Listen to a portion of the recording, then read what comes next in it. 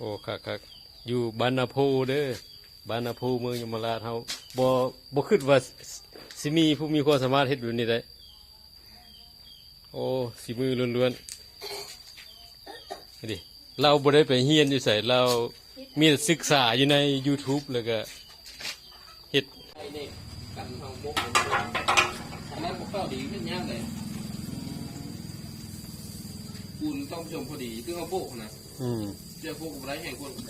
น้ำก็ต้องแม่นพอดีเป๊ะเนาะมันเป็นเลยนั่นแหละเราเว้ยเลยวะเนี่ยตู้บอกกำลังอัดบล็อกเนาะกำลังอัดบล็อกโอ้ไอเดียเราสุดยอดเลยอีกทีเราไปถึกเลยก็หน้าตาก็ได้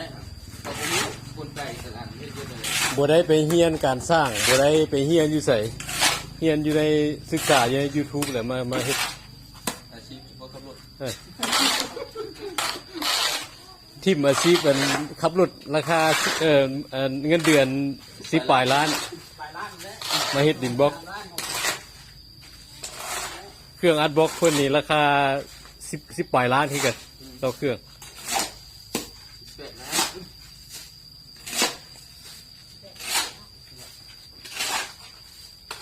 ลุงให้เพิ่นอัดเบิ่งพอเป็นวิทยาทาน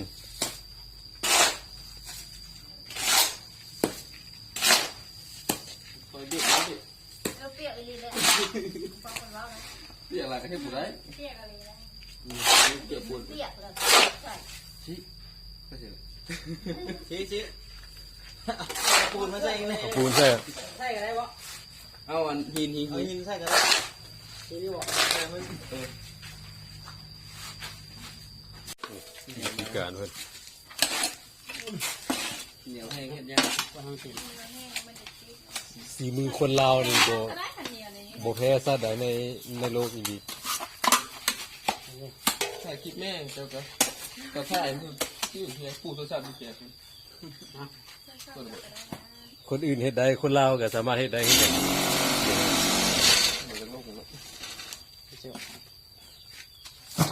เพี้ยนเลยติดหลายคนติดหลายนี่โบจะเปลี่ยนก้อนเปียกโบจะลงเลยเปียกคนละขั้นตอนการอัดบล็อกทำดาวเปียกทั้งนี้อยากเปียกนะเปียกอย่างเงี้ยคนเรา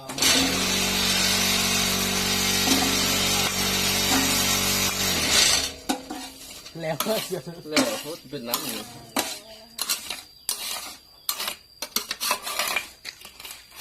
แต่การผสมปูนเขาก็ต้องให้มันอันนั้นเนาะเป๊ะๆเนาะคือคือโบกเท่านั้นแหละอะไรแค่นี้นิ้วมันสิเป็นก้อนออกมาก็ได้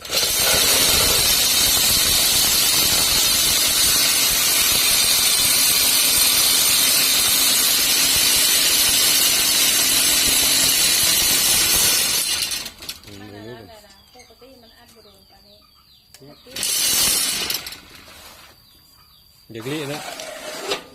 โอ้อันนี้มันเป็นน้ำลายเนี่ยมันน้ำลายสวยผิวงามอยู่ได้นี่ได้งามผลงานออกมาเปียกเป็นย้อยถ้าจะว่าทุบในซ้ำทุบกันแบบนี้เป็นทำแบบนี้พอแตกเลยโอเคเลยสั่งได้ละแข็งมันถึงแค่มูลค่าเท่าไหร่ราคา18 ล้าน18 ล้านเครื่องหนึ่ง18 ล้าน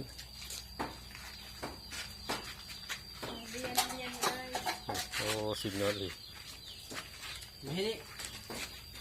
ได้เปียกหน่อยนี่เป็นนี่เกิดผักเปียกมันนี่ครับมันอยู่ตัวแล้วมันก็แข็งคักเลยเนาะตัวละแข็งคักเปียกเลยถ้าแม่เด็กดีแล้วมันก็สิประมาณนี้เทื่อละ2 ก้อน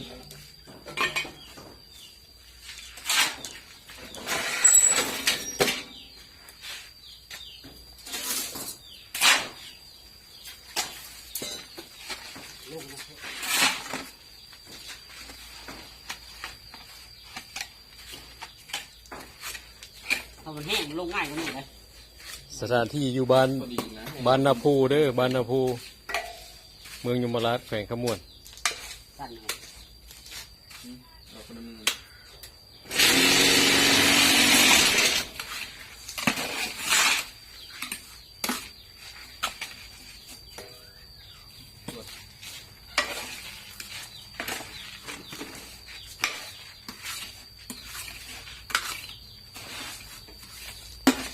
มือหนึงได้ฮอตพันก้อนบ่ บ่ฮอดบ่ ก้อนคือง่ายกูบ่ได้ขายแล้ว บ่ฮอตเนาะ อืม ประมาณจะก้อนถ้าอันนั้น เขา ต่างเห็ด ประมาณ400 500 400 500เนาะ400 500ก้อน ต่อมือ แล้วเหมือนพันหิม หาคนมันต้องพอได้กูเป็นปูนกูเฮ็ดปูนนอก โอ้ ตัวใหญ่เดียวนะตัวใหญ่คันเฮ็ดคนเดียวก็ลองหมดทั้งพิษก้อนนี่ แม่นเครื่องใหญ่คือกันอัดแน่นด้วย ไปเรื่อง ไดบ่ไดนี่เนาะเนาะ ตัวนี้งามไปตัวนี้ นี้ เอออัดแล้ว โอ้คักอีหลีคักอีหลี ขายเลย เอาวิธีเอาออกวิธี เอาออก ง่ายเลยนี่ราคา หิวไปเลย อันนั้นเด้อแพ็คเกจ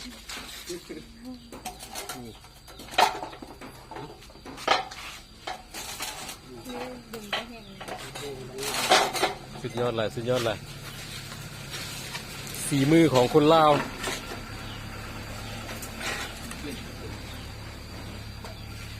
เห็นกบ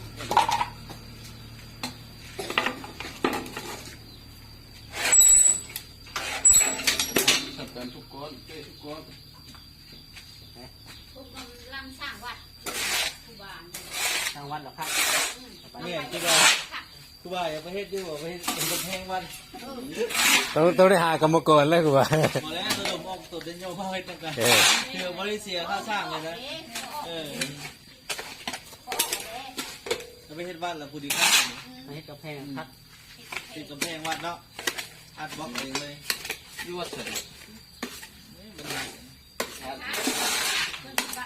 เลยมาเตะมาทัดสมบูรณ์นี่ฮะเลยมาเตะพุ่นแม่ทำแบบเสียงเนาะดีที่เขาว่าเขาก็เอาแล้วเป็นเรื่องเรา บ้านเจ้าร้อยฝ่ายข้างเงินเนาะ อันนี้กับเครื่องนี้จะประมาณเมื่อเดือนนี้เขาจะมา เป็นไงนะ มันราคาหัดดิ มันประทัดนี่เขามาเอาบ่ เออ โอ้ เครื่องมี18 ล้าน เครื่องนึงพันละลอกกันตัวนะ ตัวนั้นยังไม่ได้เอาใดใช่ตัวนั้นนะ ยังเดียวได้ใช่สิ เก้า อันนั้นนะแปลว่าถ้าผู้ใดมาก่อนกับคนนั้นได้แล้วก็เฮ็ดตัวใหม่ เดี๋ยวนี้บ่ยัดมีกันก่อนทราบพูดเลยต้นเห็ดนั่นนะพวกตักเป็นจ้างกระชาก30 ล้าน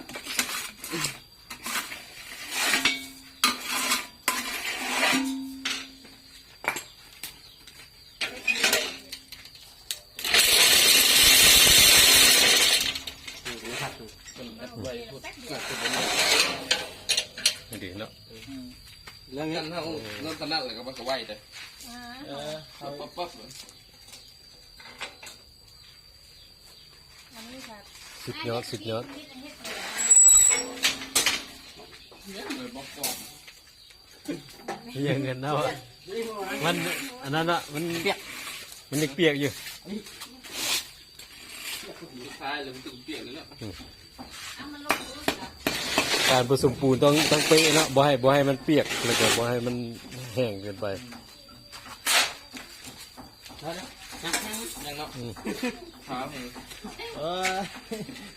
ข้าวอ่ะ รวมตัวเลยที่พูดนะ ปี2023ตั้งแต่จั่วยังอายุ2-3 ปีนี่แหละเฮ็ดในเพิ่นนี่แหละยัง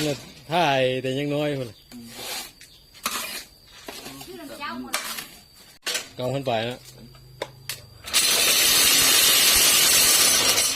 เจ๊กับเพื่อนนี่โดยเฉพาะนะ หมดแล้วมีคนสนใจหลายคนเลยแบบนี้ เงี้ยเพื่อนนั่นเลย มันจะกรีเนาะ มันเปียกเลยมันเปียก